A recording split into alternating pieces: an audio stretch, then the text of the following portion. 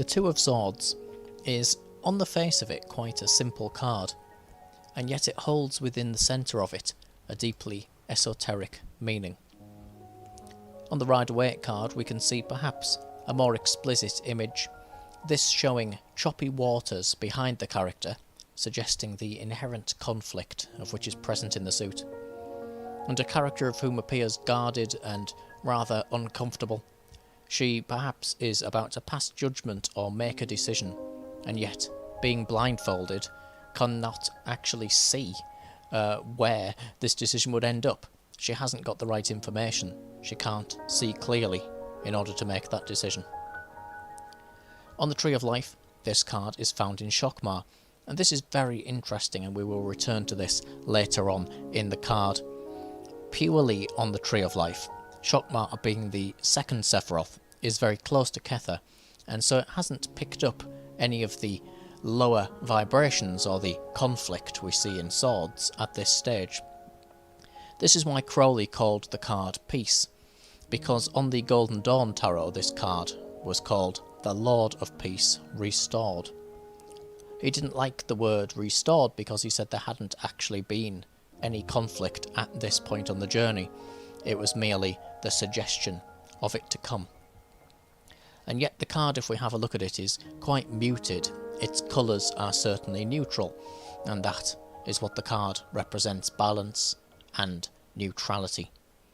Astrologically, it's the moon in Libra, and these are a harmonious connection in astrology. The moon, of course, being our emotions, our intuition, and our instincts, and Libra being that deep desire for peace, harmony, and balance. And so the moon in Libra suggests that we may have in our hearts a deep longing to find harmony, to find balance in all aspects of our lives.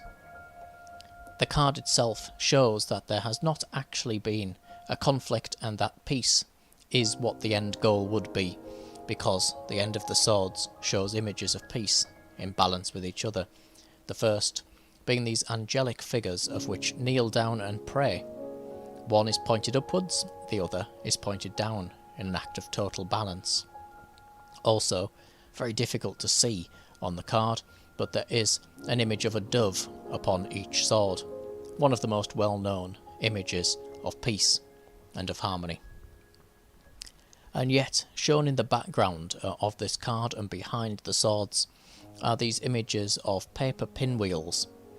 These are the type of thing of which would move constantly with the breeze or the wind, sometimes slow and sometimes very rapid, depending upon the mood of the weather. Here they represent the mind, the thoughts.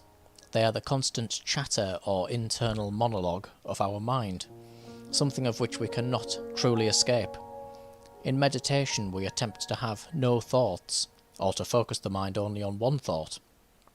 And yet, as Crowley says in Magic in Theory and Practice, the practitioner will find this very difficult. They will focus on, say, a cross in their mind, and soon parts of it will have grown bigger, it will be twisting round, it will be sprouting flowers out of it and growing horns, you name it. The mind will play tricks and will speak to us and pull us in one direction and then the other, so that we are actually not sure what decision to make. Essentially, we're stuck in a state of stalemate, which is something else this card can represent. However, there is something in this card of which suggests the answer and how to move on. Because this card could be like a calm before a storm, a suggestion that there is a peace, and yet it won't last forever, it's just a temporary peace, and eventually we're going to have to make that decision, and yet we don't know how. How do we do it? Well, we can see that the swords are crossed over through this blue rose in the centre, and that the blue rose itself appears to actually be the source of the light of which comes out and forms these patterns in the background. This blue rose is deeply esoteric. It can represent a great many things. Now, Crowley himself, in the Book of Thoth, said that the card represents the influence of the mother, of whose harmonising influence compounds the latent antagonism native to the suit. What does he mean by this? Well, the rose here is suggestive of Sophia, that is the divine Sophia, the heavenly rose, or the celestial rose. She is known in Gnosticism and in various forms of Christianity, and is connected with the Virgin Mary, the Divine Mother, and a type of entity of which has a relationship with us from the very beginning of all creation. And so Shokmar is also associated with her, because Shokmar is wisdom, and is that divine wisdom, that suggestion of, when we look at the universe, what is it that we are actually beholding? What is it that we're actually seeing? And it may be that it's all connected, and Sophia here could represent that. She could represent that one soul, that one source of life, and yet also the feminine aspect of God, and in that respect connected with what some would call the Holy Spirit, of which may have originally been a feminine mother goddess type of archetype, because the languages of Aramaic and of Hebrew, the language of the Bible, and the language Aramaic actually spoken by Jesus, and the words used to depict this Holy Spirit, such as Ruach, would be feminine, and so they bring us to divine wisdom, and therefore Sophia. Now this rose upon the card has 5 petals coming out of it.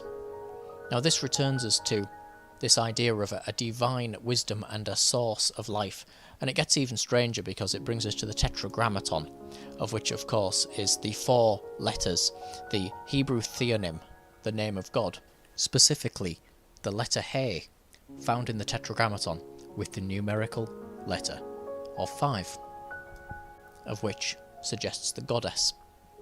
And so this shows the peace of the goddess and the bringing together.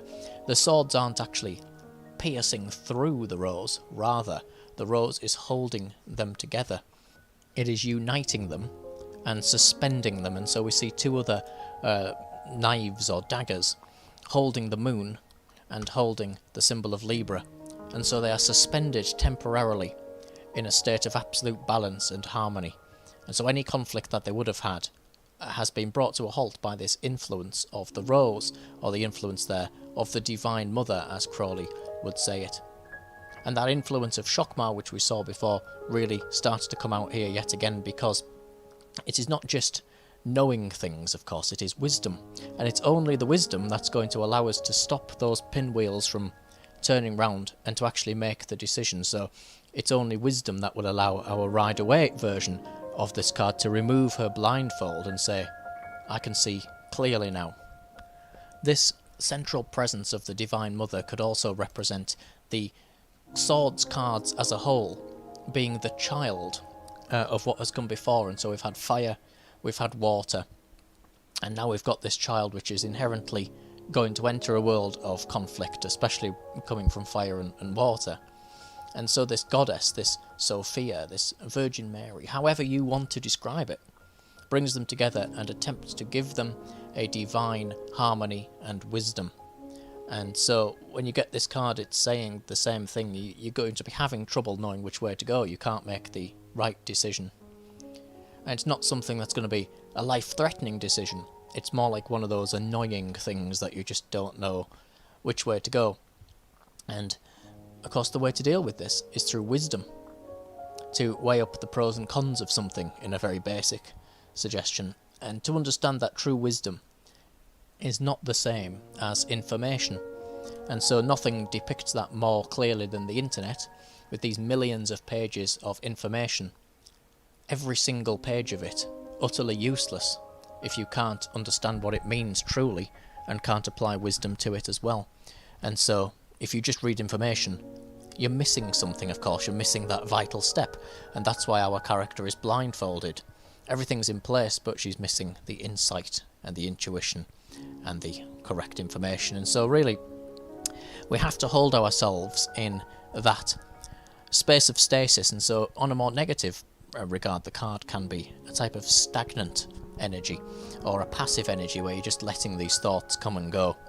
And yet there will come a time when we have to move on, and so we have to step back, hold ourselves in that embrace until that wisdom comes to us, and then we remove our blindfold, see what it is that keeps us here, and able to decide where to place our swords metaphorically, gearing us up to bring peace and harmony into our lives.